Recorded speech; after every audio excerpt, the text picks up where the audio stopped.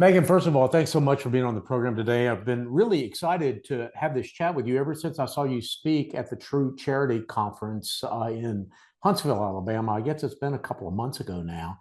And one of the things that you did at the True Charity Conference, which is what one of the things I'd like for you to do here today, is to tell your personal story because that story is really integral to the story of Better Together's founding and growth. So, would you tell a little bit about your upbringing and how that has informed your work with Better Together?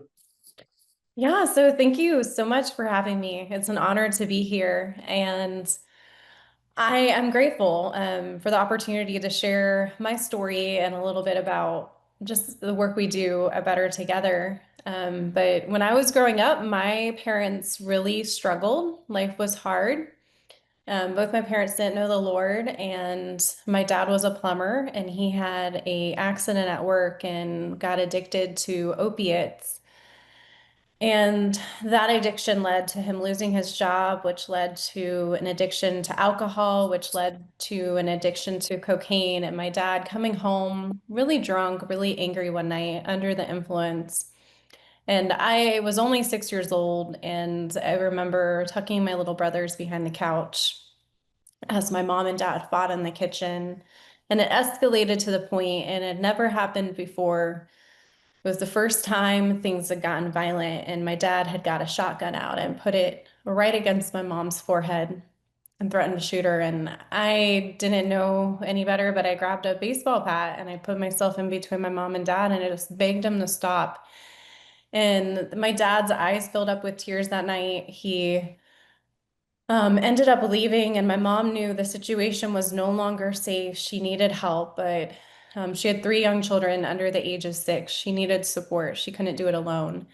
She had made a connection with a local church, and she called them, and they came alongside our family in our greatest time of need. They embraced just the hard situation we were going through with love and grace and just kindness, and offered us refuge and support, and helped my mom just get on a path where she was now a single mom and having to care for us. And they were just so critical to helping her navigate this really tough situation. And they didn't stop there. They ended up mentoring my dad. He ended up going to jail because of his addiction. And they started just building a relationship with him. And through those relationships that the church built with our family in our time of need, both my parents ended up coming to know the Lord. And my family ended up coming back together. My parents got remarried, and our family was whole. And we could have very much ended up in foster care or in a much worse situation if it wasn't for the church standing in the gap and caring for our family. And as a result, it didn't just change that immediate situation. It really changed generations for my family. It broke generations of abuse, neglect, and poverty. And now me and my brothers are thriving, and we all have a relationship with the Lord and giving back in different ways. And I'm just incredibly grateful that our story didn't have a different ending, because unfortunately there's so many other families in the community that are going through really hard situations similar to mine, and what I experienced. And what we do at Better Together is we connect the local church and the helpers, because we believe the community is full of helpers and people who want to help, and connect them to families like myself, but then help support the local church and those families as they walk alongside families going through hard things, with the intent of doing discipleship, caring, and preventing these families from being torn apart and keeping these families together, and strong. So that's a little bit just of my testimony, my story, and really what helped just light a spark in my life as far as the work we do at Better Together, to help more families like mine that I know are isolated and struggling, but I know the church is the hope and the answer. And so being able to make those connections. Well, Megan, what a remarkable story. I'm as moved by it hearing you tell it now as I was, a couple of months ago when I heard it the first time. So, and I can see now that I've done a little bit of research into Better Together, I can see some threads within the organization that pretty clearly tie back. Those threads tie back to your personal life. Number one is the role of the church. Number two, I would say, would be the reality, the experience that you have of being in a tremendously broken experience, but seeing that healed. In other words, you look out into the world, I'm guessing, and say to yourself, you know what? There's no family beyond repair. There's no family beyond hope. There's no family that we shouldn't reach out to and try to help. Um, so, first of all, am I right in seeing those themes in the work of Better Together? And can you say more about the work of Better Together and what it is that specifically you do? What's the mission, and how do you actually interface with the foster care system and with the government and with the churches and philanthropic community? Yeah, so those themes are, I think, very accurate. Believe that the church is the answer. The church can do more. A part of our vision is that the church gets there first. The church gets to families that are going through a hard time before it gets to the point that the government has to intervene. And then imagining what our community would look like if the church was able to get there first. And the importance of work. That's a big part of my dad. Work kept him sober. Work kept our family strong, and work is just a big part of God's plan for mankind. And when families are not working or they lose opportunities, and I saw this just firsthand with my dad. One, when he started struggling to be able to find another job when he lost his job, and that led to depression, which led to drinking. And then the second was when he got out of prison, looking for a second opportunity, a fresh start in a society that wasn't willing to give him a second start, second chance. And that was really hard for him. And that job that he got actually through a local church, really helped support our family and helped us heal.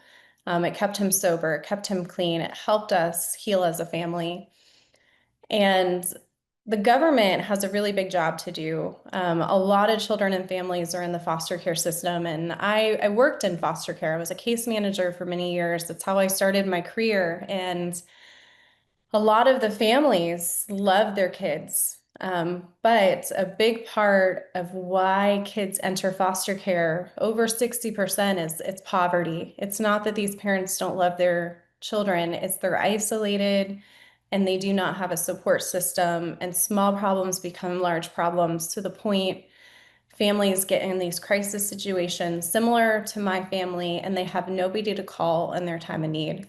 And so that's what we're trying to do at Better Together is we know that the church, I believe the church is uniquely positioned to care for families.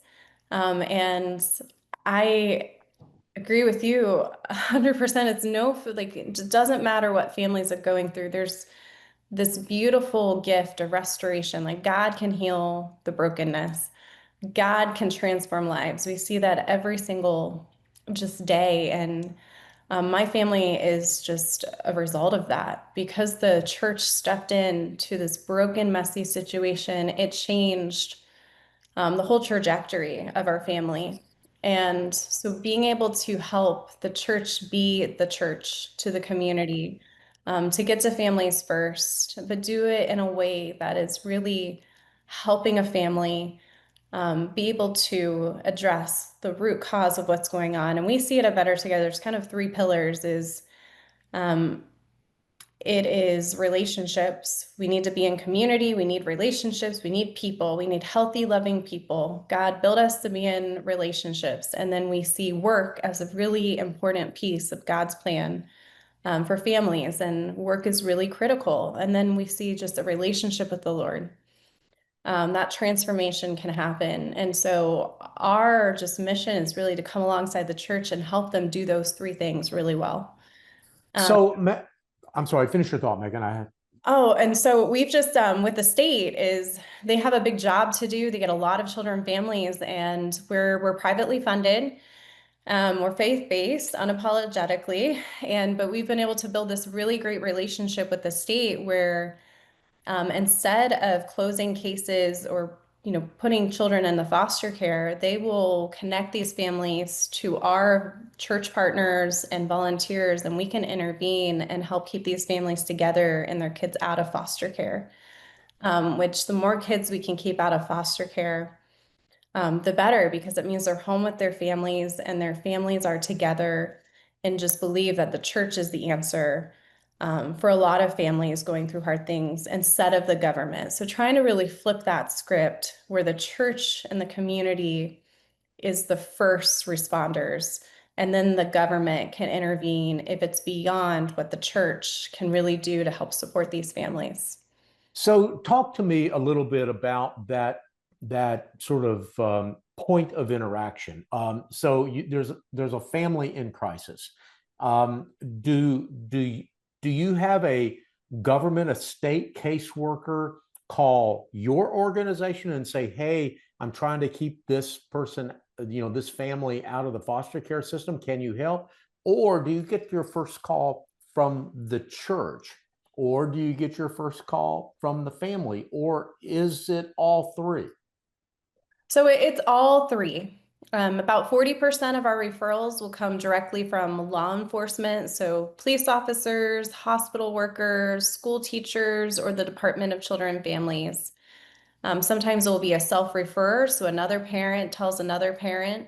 And our parents that we've helped are some of our best advocates for letting other families know that are going through tough times that Better Together is a solution. It's an opportunity, it's a gift. And then sometimes with churches. So a lot of churches have families that come to them. It might be even members of their church, or somebody knows somebody, or they're coming just for a resource, maybe a hotel stay because they're homeless. And so what's really beautiful with all of those situations is Better Together gets to be a great tool. It's a tool for first responders. It's a tool for investigators. It's a tool for churches, where we're not just meeting the immediate needs of the families, is we're really building those relationships. We're helping people find jobs, and then we're sharing the gospel and being really intentional with that discipleship. And so those referrals come from a lot of different places, and we've been incredibly successful being able to match those in need, get our team of professionals really does that technical, getting to know the families, the matching them to the volunteers, the local churches, and then helping work through just navigating resources and supporting those volunteers and those churches as they're coming alongside and loving these families and supporting them during their time of need. Because it's messy when families are going through homelessness, job loss, um, anything related to poverty. It's messy, it's hard. And so our team really acts as that catalyst of support to really help navigate those situations with care and intention. And because we've been able to keep these families together, the Department of Children and Families, we don't get in law enforcement, we don't get funding from them. We have a relationship with them where they let us spend time in their office, attend all staffs, train their new investigators because they see the value. They know that if they can introduce families to us that are going through a crisis, that we can intervene and start supporting that family, and they know that they're not going to get a call down the road or a child's going to be hurt or a situation's going to escalate. And that's just been establishing trust and credibility with our model, and how we operate. And it's been really beautiful to see, the church is the hero, the volunteers are the hero. We're just, I joke, we're kind of like the Uber, we're connecting. We're that glue and that intention. But it's incredible to see what I believe is church's historic role, and being able to come alongside the church and co-create opportunities for families that are just going through a hard time. So, Megan, how do you measure success? Because as you said, it's messy and it can be a long-term situation. In other words, you don't just give somebody a $25 Visa card so they can buy groceries or maybe pay the utility bill and say, go in peace to love and serve the Lord, right? I mean, you've got to stick with these families for a long time, and there might be some fits and starts, some ups and downs.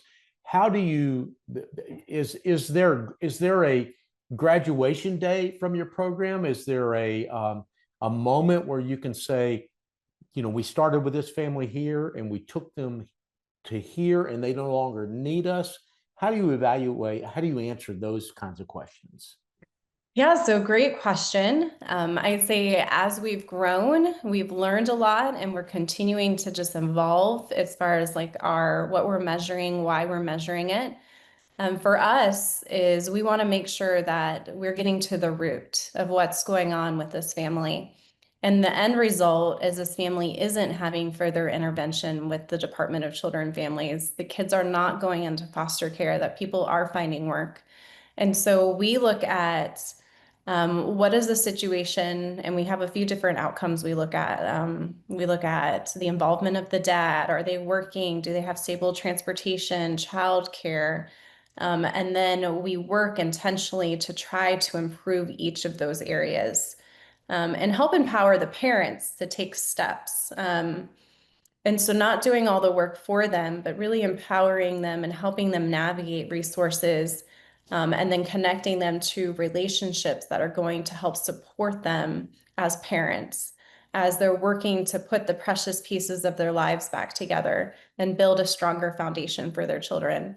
Because parents are the change agents. If you can help empower the adult, that's going to have an impact on the child, and that's going to have an impact on their future grandkids and their children's children. And that changes really trajectories. And you need that community. But we also wanted to make sure we weren't just being a band-aid. We weren't getting connected to families and just treating symptoms. And they eventually were going to get another call out to the hotline or the local sheriff's department. We wanted to make sure that once they referred these families to us, we were going to be able to help care for them and get them on a path that didn't involve the government stepping in down the road, even if it was 6 months, 12 months. Like, we wanted it to be forever. And so that's our 98% of families that work with us do not have any further engagement with the state. So they're not getting another call out with an investigator. They're not losing their children to foster care.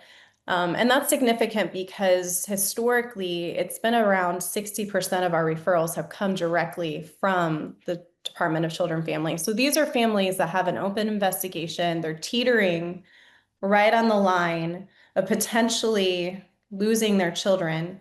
And we're able to intervene and keep that family together and out of foster care. And the less kids that are in foster care, the more that, and I can just tell you, just my experience, once you see foster care in person and you see the trauma that these kids experience.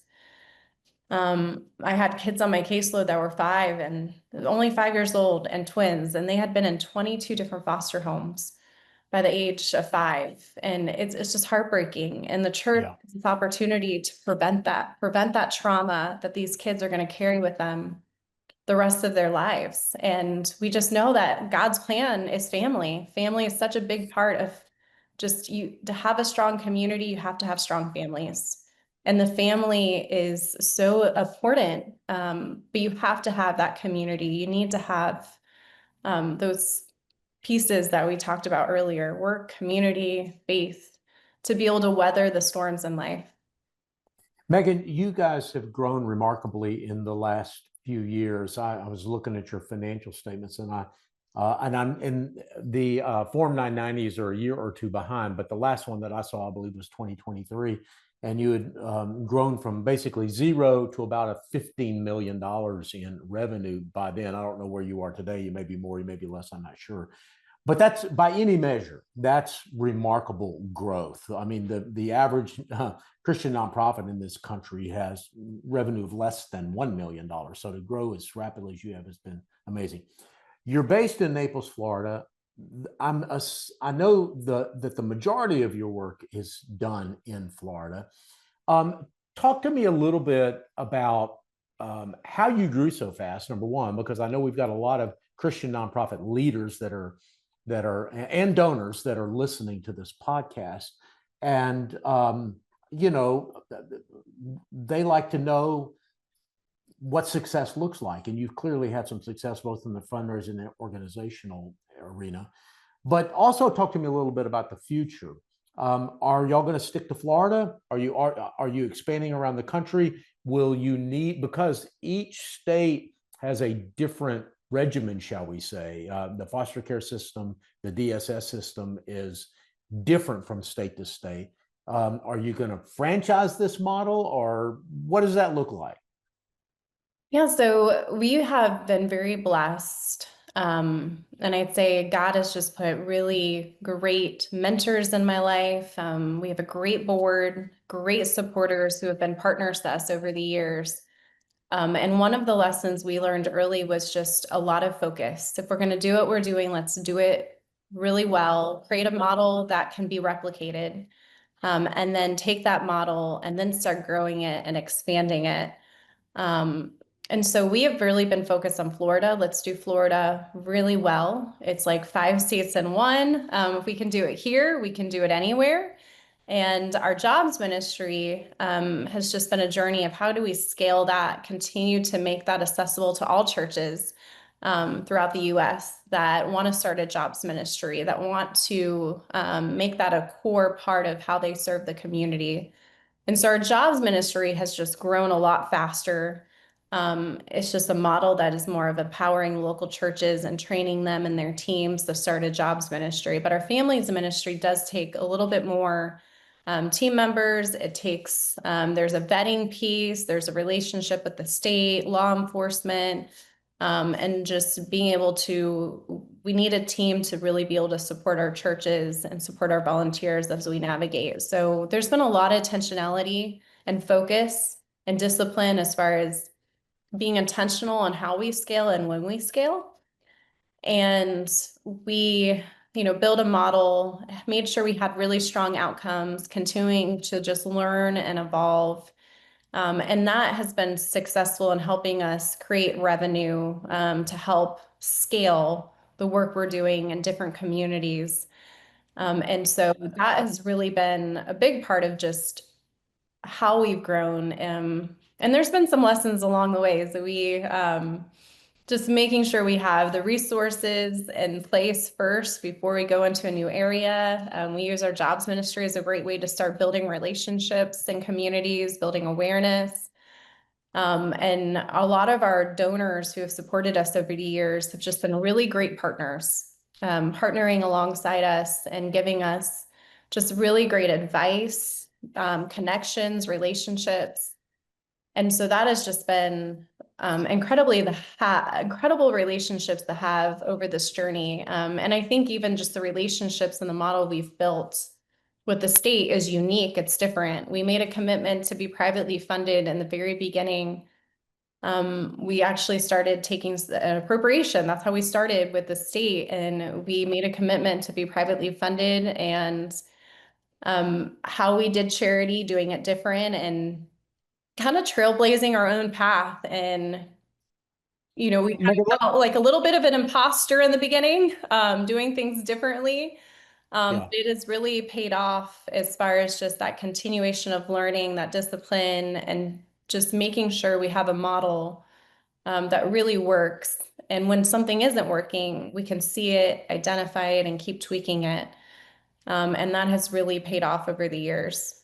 Megan, let me just reiterate a couple of things that you said to make sure I've got it right, and also I'm moving towards a question here. You did take a state appropriation in the very beginning to sort of get the organization off the ground, but you've taken little or no government money since then. It's all private funding.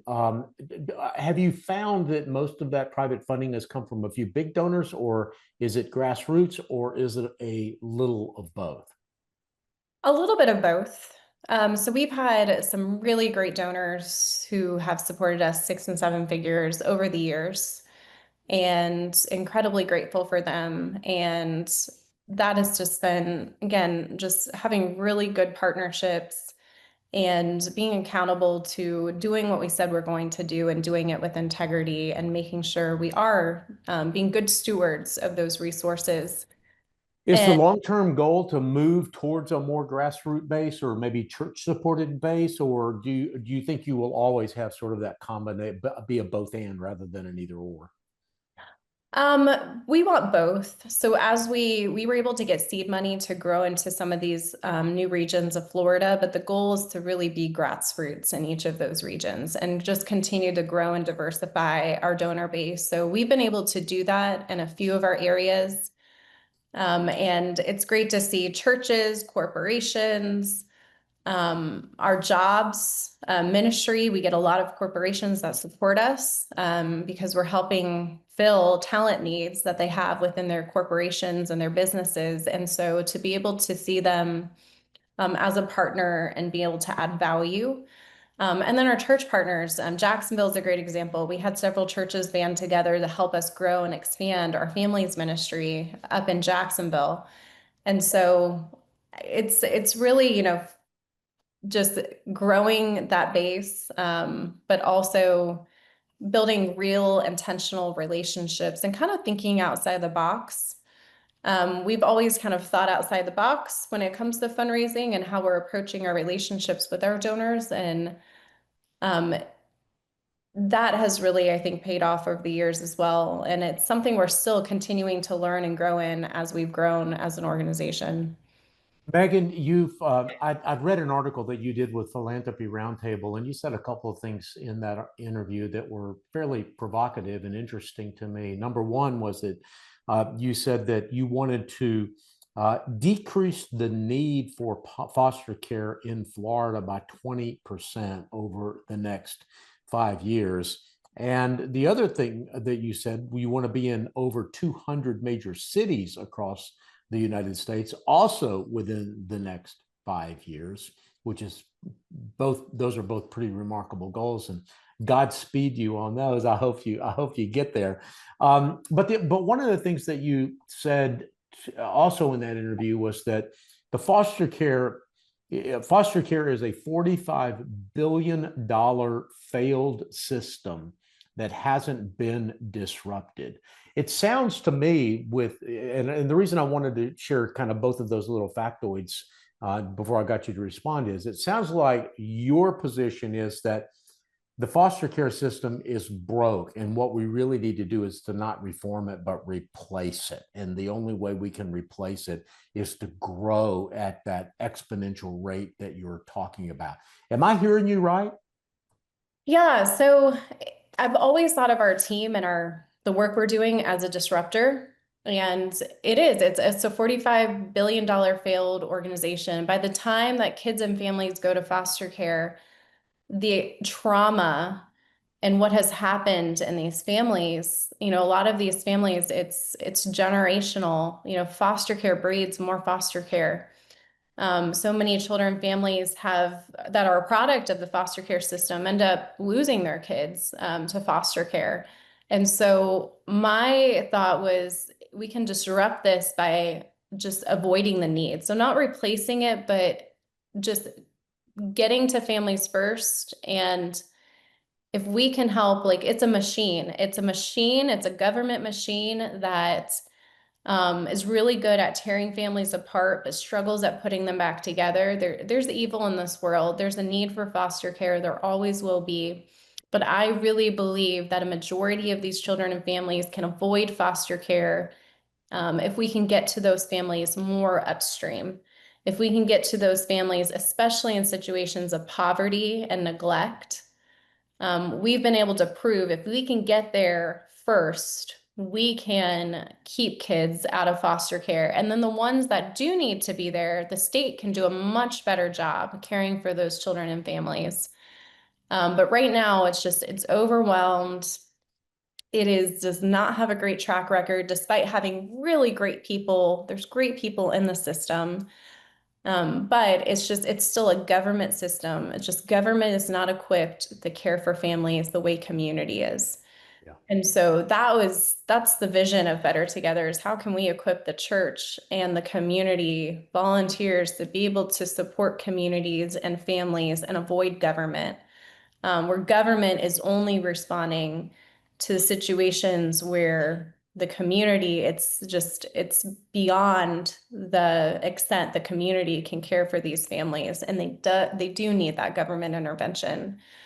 And that's just been really important to us. And why we have these big, ambitious goals is we do want to reduce foster care in Florida. We want to prove that it's possible, that we can disrupt the system and reduce the need of foster care and do it in a meaningful way. And then our jobs ministry is we want to grow it, we want to scale it, we want to take it to and these 200 cities are strategic. These are areas where you see a significant amount of poverty, a significant amount of children going into the foster care system. It's really interesting. It's like 50% of the kids that go into foster care. If you look at the zip codes, it's not many. It's like 50 cities. And so there's some areas where, and I'll give an example in Florida, it's Port St. Lucie. And it's Hillsborough. That's where a majority of these kids are coming into foster care. So we have a really strong emphasis in those cities. And that's where our jobs ministry really is a catalyst to help. If you think of like a stream and a river, foster care is kind of like that breaking point. Our Better Families ministry is getting to families, pulling them out of the river before it gets to the tipping point. And then our jobs ministry is really helping families not fall into the water to begin with. It's really upstream and helping empower people through work and through community. And so that's really been our strategy and our plan. And the hope is to take what we're doing in Florida and then replicate it into other states. And how we do that, that's still something we're working through with our board and our team. And we might try a few different strategies, but that has we're like, we want to do it well in Florida first, because we know if we can prove it here, it doesn't matter where you fall on the political spectrum. We have the outcomes and the data to be able to show like this works. This is a solution. This is how the church can be the answer. And we can really be able to take that and replicate it in a responsible and meaningful way. Well, Megan, that sounds like a very compelling vision, and I pray the Lord brings it to pass and blesses your ministry as He already has up until now. We've got to land this airplane, so Megan, I just want to say in closing, thank you so much for being on the program today. Any final thoughts for our listeners, or a point maybe that we've already discussed, but you just want to reiterate before we go? No, Warren, thank you so much for having us. I mean, we are a movement of churches and volunteers. So if you're hearing this and you're compelled, we would love for you to get involved in some way to support the work we're doing across the US and Florida. But thank you for the opportunity to share my story and share a little bit more about this vision and what we're doing it better together. You bet. Blessings. Thank you.